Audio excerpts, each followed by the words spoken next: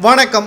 சற்று முன் கிடைக்கப்பெற்ற ஒரு மிக மிக முக்கியமான செய்தி ஒன்று வெளியாகியுள்ளது. 24 அதிமுகவின் எம்எல்ஏக்கள் பன்னீர்செல்வம் அவர்களுக்கு ஆதரவுகளை தெரிவிக்க உள்ளதாக தகவல்கள் வெளியாகியிருக்கிறது. இனியும் எடப்பாடியை நாங்கள் நம்புவதற்கு தயாராக இல்லை.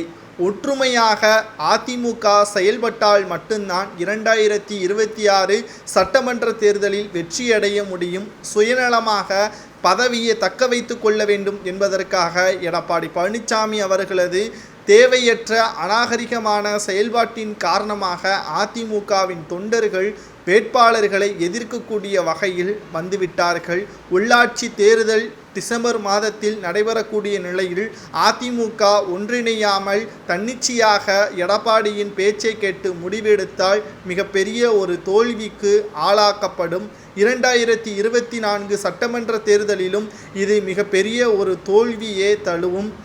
எதிர்க்கட்சி அந்தஸ்தை கூட இழக்க நேரிடும் என்பதை தெள்ளத் தெளிவாக அதிமுகவின் தலைமையகத்தில் பல முறை தெரிவித்துவிட்டார்கள்.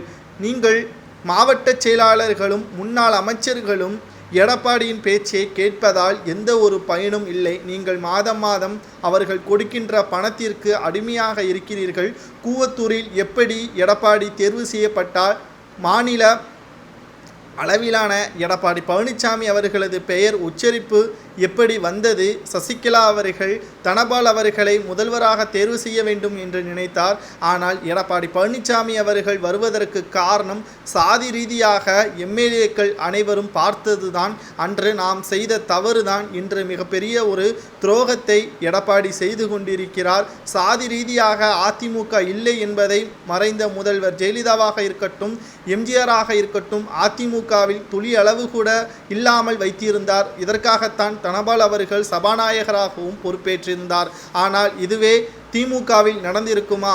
ஆனால் சசிகலா அவர்களுக்கு பிறகு நாங்கள் செய்த மிகப்பெரிய ஒரு தவறு இதுதான். எடப்பாடியை தேர்வு செய்ததுதான் நாங்கள் பெரிய தவறு செய்துவிட்டோம். ஒரு முறை கிடைக்கின்ற பணத்திற்காக எம்எல்ஏ பதவியே நாங்கள் அவருக்கு ஆதரவாக அன்று கூவத்தூரில் குரல்களை எழுப்பியதுதான் மிகப்பெரிய ஒரு தவறாக மாறிவிட்டது என்று தென் மாவட்ட எம்எல்ஏக்கள் தெரிவித்திருக்கிறார்கள். இதனால் நாங்கள் ராஜினாமா செய்து மக்களிடம் உண்மையை கூறப்போவதாகவும் கூறியுள்ளனர்.